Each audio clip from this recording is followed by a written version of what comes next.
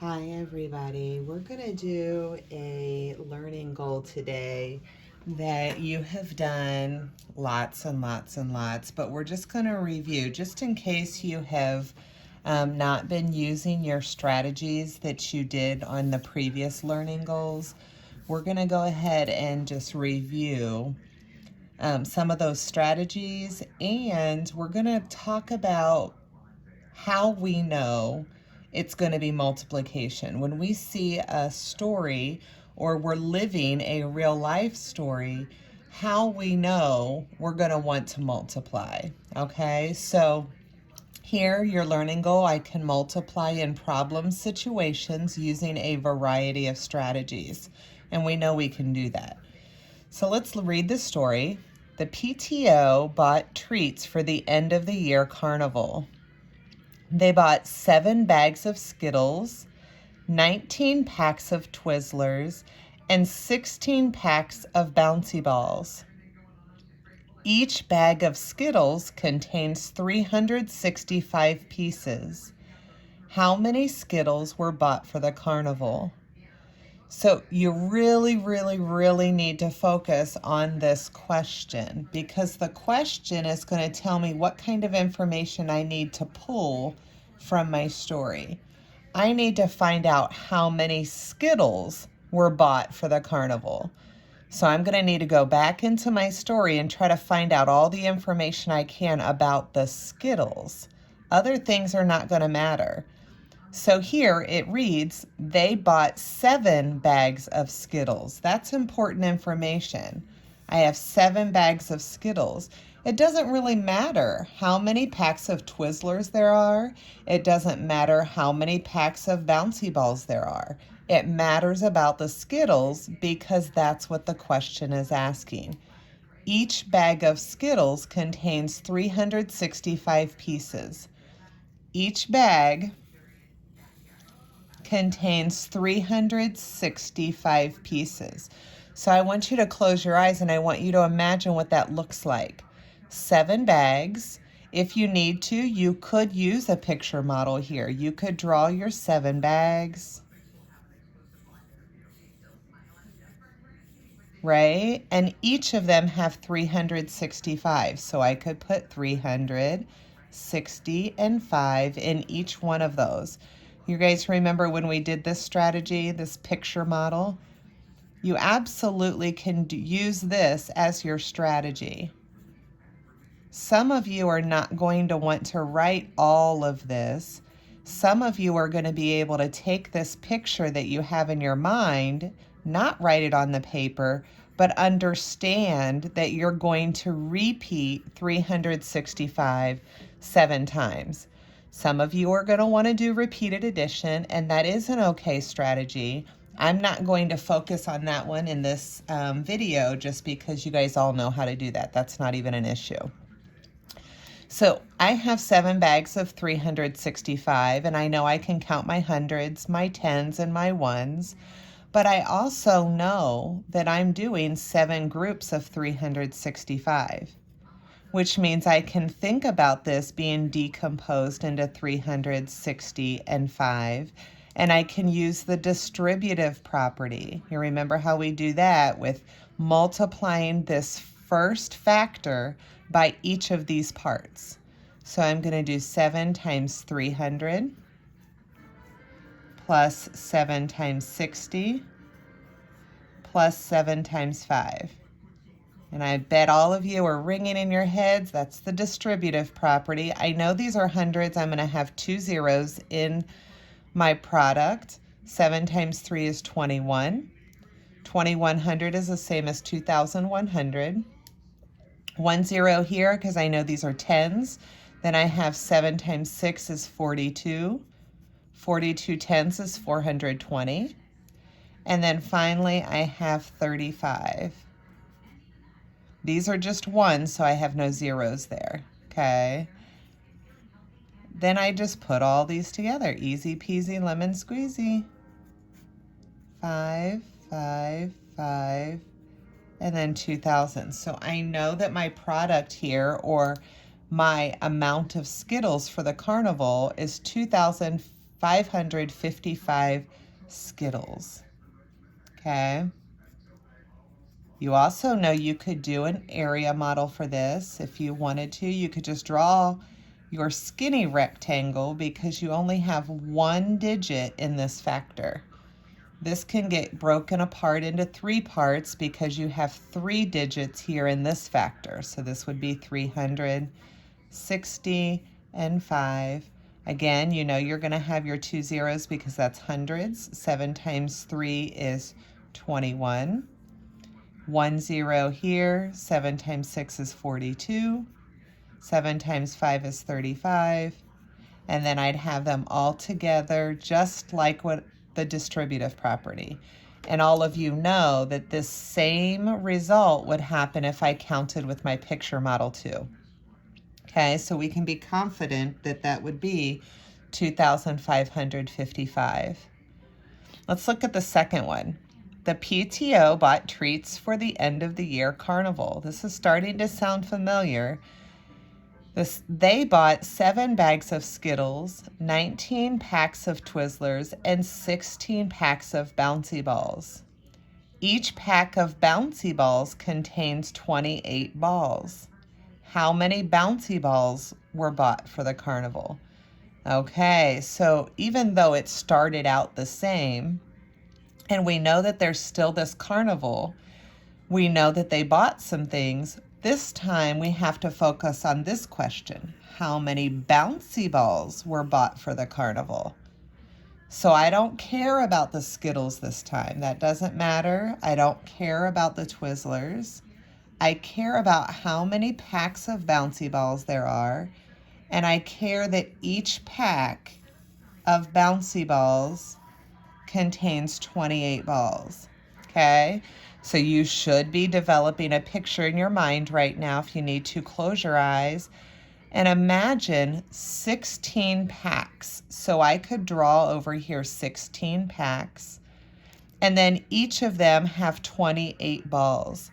I absolutely could draw a picture like this.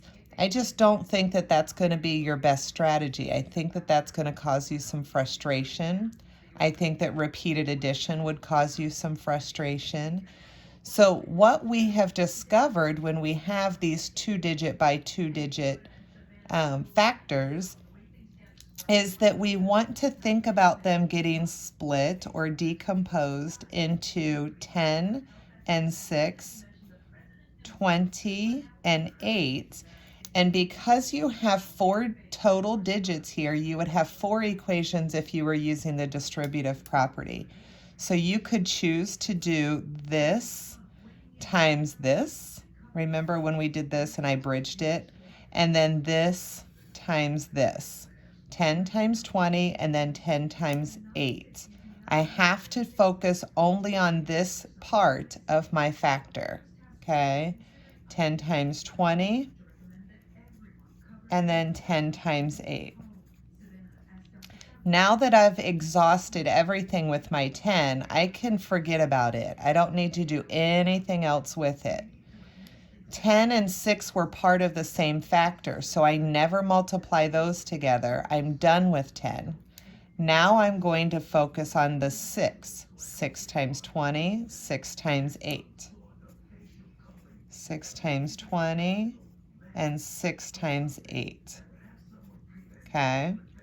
I have a 0 in this factor, a 0 in this factor. Both of them need to be in my product. 1 times 2 is 2. I have 1 0 here. 1 times 8 is 8. I know that 10 times 8 is 80. 1 0 here. 6 times 2 is 12, so I know that's 120. And then finally I have 48. I forget to write these plus signs here. And then I have to put all of this together. I see that I'm going to have some regrouping. I'm going to choose to put these 2 together right now because there isn't any regrouping there. That would be 280. And I can choose to put these 2 together right now and there wouldn't be any regrouping. The 4 10s would get joined with the 2 10s, so I'd have 168 because 20 and 48 is 68. Okay. This is 8. This is 14. That means I'm going to need to put the 4 there, carry my 1 up here, and I have 448 as my total amount for bouncy balls.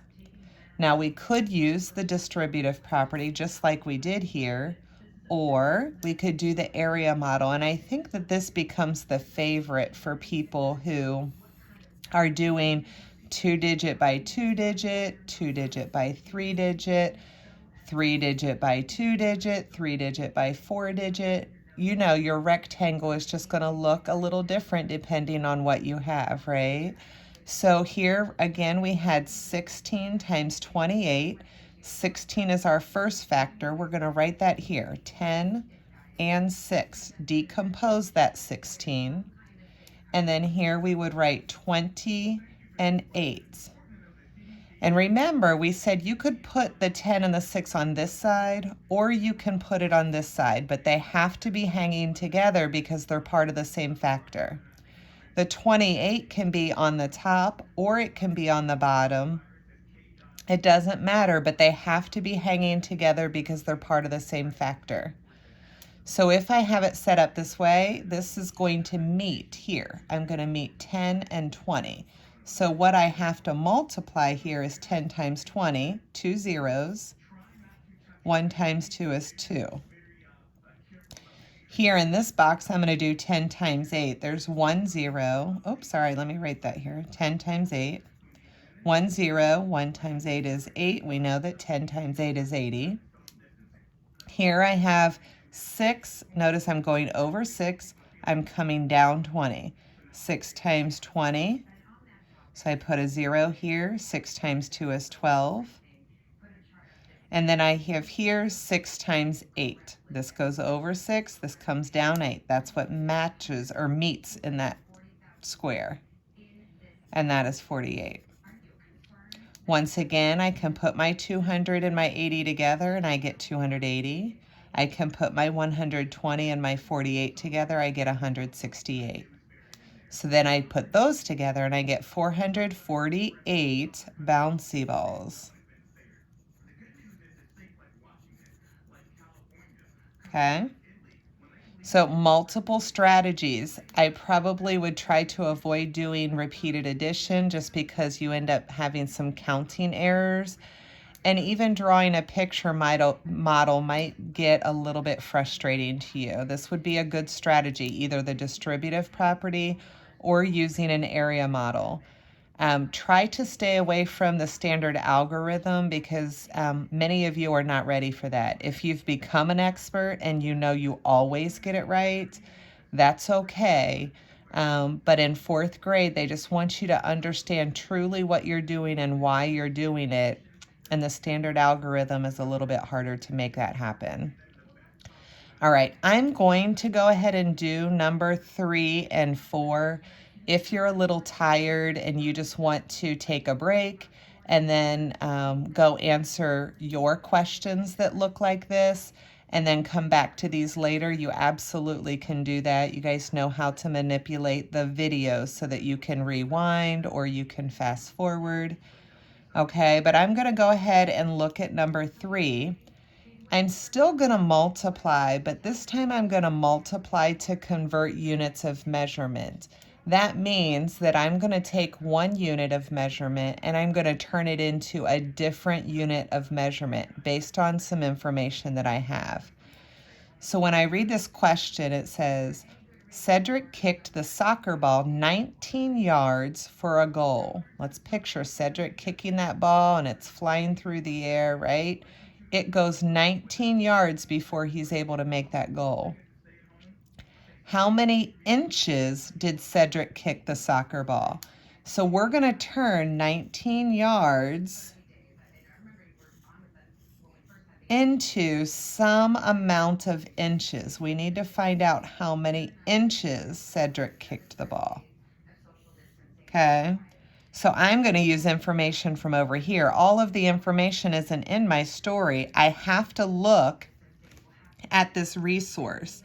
I pulled this resource off of the 5th grade reference sheet because they do make changes from yards to inches. They make changes from yards to feet. We work a lot with the metric system, and we'll talk about that when I'm doing another one. But I'm going to use this now because you absolutely can do this, and it's really good thinking. So because I'm turning yards into inches, I'm going to have to find over here, oops, sorry.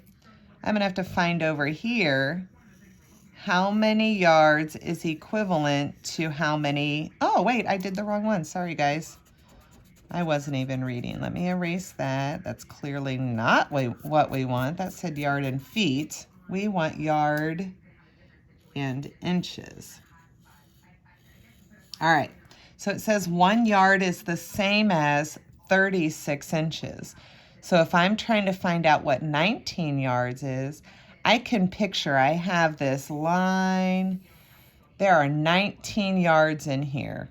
You need, I don't know if I'm going to get this right, but I could kind of think about it. 1 yard, 2 yards, 3 yards, 4 yards, 5 yards, 6 yards, 7 yards, 8 yards, 9 yards, 10 yards, 11 yards, 12 yards, 13, 14, 15, 16, 17, 18. Let me scoot that over. And this would be number 19 right here, okay? And each of these would have 36 inches. So if you can see from this picture, you're going to be doing 19 groups of 36. 19 groups of 36, right? That's going to tell us how many inches we have. So once again, we could decompose these factors just like we did up here, and we could use the distributive property. I think that this has become a favorite, so I'm going to jump to it. If you want to do the distributive property, have fun. You can absolutely do that. But because this is a 2-digit by 2-digit, I think that people are choosing to do the area model more than they're choosing to do the distributive property. So I'm going to just review this once again. This is 19 as my first factor and 36 as my second factor. I'm going to write this one on this side now. 19 here. I could write it here, but I just want you to see that you can do it either way, and they could set it up either way when you're seeing a problem on the computer, okay? And then this other factor is 36, so 30 and 6 need to stay together. I can either write it down here or write it up here. I'm going to write it down here just so you can see a different orientation or a different way to set up the problem. I still need to think about what meets in that box. So I could go 10 times 6 and 10 times 30, okay? So this one would be 10 times 6 because that's what meets in that box. 1, 0, 6 times 1 is 6. Here I have 10 times 30. So I have 2 zeros. 1 times 3 is 3. Here I do 9 times 6, that's what meets there. 9 times 6, that's 54. And here I do 9 times 30. There's 1 0 here. 9 times 3 is 27. Oh, I forgot to write that there. 9 times 30. Sorry, guys. 9 times 30 is 270. And then I can put all of these together. Here I can put 300 with 60, and there would not be any regrouping with that. I'm just going to put the 6 tens in their place. Here there would be some regrouping because I have 7 tens here and I have 5 tens here. So I'm just going to look at that in advance and write down both of these so that I can watch my regrouping happen. So I did not put those together before writing them over here. This is 4. 6 and 7 is 13, 5 more is 18. That means I need to put my 8 here, carry my 100 up there. 3 and 2 is 5, 1 more is 6. So I have 684 inches. That is the same as 19 yards. So here we said it equals I, we would say I equals, I'm going to put a comma there, 684 inches. Sorry, running out of space again. I'm sure you guys are dealing with that also. All right, how did that feel? Again, if you need to get a picture on the paper so that you can figure out what it is exactly that you're doing, that's fine. Go ahead and just sketch it out. If you can just sketch it out in your brain, that's okay too. But you have to recognize that you're going to be repeating 36s because each of these yards gets 36 inches. Okay? All right, once again, if you need to take a break, take a break. You can always come back to this video. I'm going to go ahead and do number 4. Number 4 reads, one more. I can also multiply to find the area of a space. So here we just had some story situations. Here we were converting a unit of measurement. Here we're going to find the area of a space. So obviously, if I'm finding the area of a space, I'm going to be thinking about the area model as a strategy to multiply. It says the playground measured 31 feet by 28 feet. What this means when you see this, it's saying one of these is the length and one of these is the width. The playground measured 31 feet in length and 28 feet in width. How much area does the playground have? So I'm just going to draw a little sketch, right? Here's my playground. Actually, I probably should have, well, this is not going to be good because I'm going to actually have it reversed. But that's okay. I just, because my paper was longer this way than it was here, I'm going to put the width of 28 here, and I'm going to put the length of 31 here. Because these have 2 digits inside of my factor, I'm going to want to decompose that. So even though it says 28 there, I'm going to go ahead and draw this line, and then I'm going to change my 28 into 20 and 8. Ooh, sorry, paper moved. And then here I have 31, 2 digits in this factor also. So I'm going to decompose this, and I'm going to break this apart to show 30 and 1. Okay, now I need to do 20 times 30 in this box, 20 times 30 in this box, 2 zeros, 2 times 3 is 6. In this box, I go over 20, I come up 1, so this would be 20 times 1, and I get 20. Here I have 1 0, oh, sorry, let me show you. I'm going to go over 8, up 30, so this would be 8 times 30. 1 0, 8 times 3 is 24. And then here I have 8 times 1. That's what meets in that box, and that gives me 8. So I can put these two together, and there's no regrouping because this is at a different place value. So I'm going to do 620. And here I can put these together without any regrouping because this 8 can go into the ones place. So this would be 248. And then I can put these together. This is 8, this is 6, this is 8. So I have 868, and that is my area. Area equals length times width. So in this case, to find the area, I did 31 times 28. And then we know that area equals 868. And we also know that this is going to be square. You're finding the squares on the inside, right? So this is going to be square feet. Or that could have been FT. We could also write that so that it has feet squared. Whenever you see this little 2 up here, that means that it's squared. So my area for the playground is 868 square feet, or 868 feet squared. I had 684 inches for 19 yards. I had 448 bouncy balls, and I had 2,555 Skittles.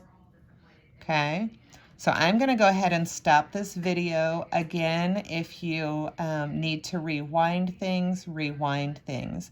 If you need to fast forward to go on to another question because you left it alone for a little while, that's okay too. And if you have any questions for me, I need you to reach out to me on either Alex, or you can reach out to me on Google Classroom. Either way, you can get a message to me, and if you need me to make another video for a certain concept, or you need me to answer a question directly, I can try to do that. All right, guys, happy learning.